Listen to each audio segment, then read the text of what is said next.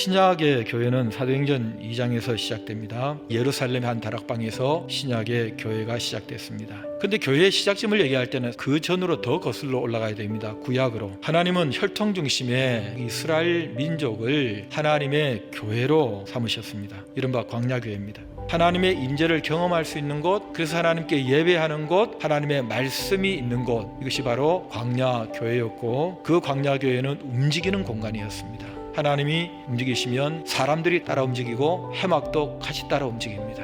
하나님은 이렇게 사람들과 해먹과 함께 하시면서 계속 세상이라는 현실 속에서 하나님의 목적을 이루어 가셨습니다. 그렇게 지상의 교회는 역사를 이어 오늘까지 내려왔습니다. 여러분, 이 교회의 존재 이유가 무엇이겠습니까? 하늘의 하나님이 땅에 거하시겠다는 것입니다. 직접 내재하시고 우리 가운데 거하시면서 하나님의 목적대로 이 땅을 끌어 종결짓겠다는 그 일을 위하여 하나님의 백성들을 불러 모으시고 교회라는 이름을 주시고 교회의 한 구성원이 되어서 그 역사의 주역으로 지금 살아가고 있습니다. 여러분, 우리가 이 교회를 얘기하면서 한 가지 짚어야 될 것은, 집단은 항상 어떤 단일한 결정을 내리고 행동할 때에 위험한 경향이 있습니다. 왜냐하면 그 집단을 구성하고 있는 개인의 캐릭터가 다 다릅니다. 이념이 다릅니다. 방법론이 다릅니다. 우선순위도 다 다릅니다. 그런데 그것을 한 가지 방법을 정해서 집단이 모두 일사불란하게 움직일 때에 그 내부에 상당한 사람들이 상처를 받을 가능성이 있습니다.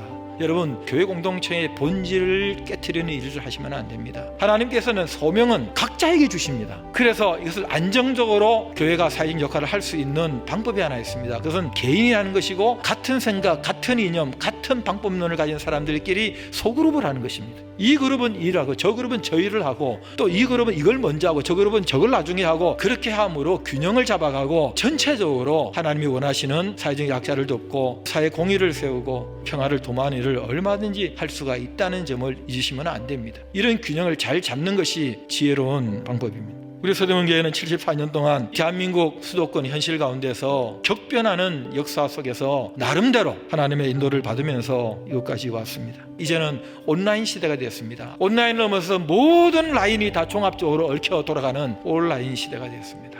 복잡한 세상이 됐습니다. 속도가 빨라졌습니다. 이런 속에서 변치 않으시는 하나님의 목적을 변하는 세상 현실 속에서 살아가야 되는 숙제가 있습니다. 교육자들은 날마다 고민합니다. 우리는 사는 날 동안에 이 세상 현실의 문화의 옷을 입고 보여줘야 될 고민스러운 길을 가고 있습니다. 여러분, 현실을 사는 그리스도인은 고민하게 돼 있습니다. 그리스도인의 얼굴에는 하나님 나라를 위한 고민의 주름살이 깊이 펼 수밖에 없는 것입니다. 다른 대안은 없습니다. 여러분, 교회만이 유일한 하나님의 방법입니다. 유일한 이 땅의 소망입니다. 우리가 그 일에 부르심 받고 그 안에 들어와 있는 사람들입니다. 서대문교회 교인된 것, 하나님의 교회의 일원으로 부르심 받은 것, 그리고 하나님이 우리와 함께 하시면서 약속의 땅으로 데리고 가신다는 것, 감사하시는 저와 여러분들 되시기를 주의 이름으로 축복합니다.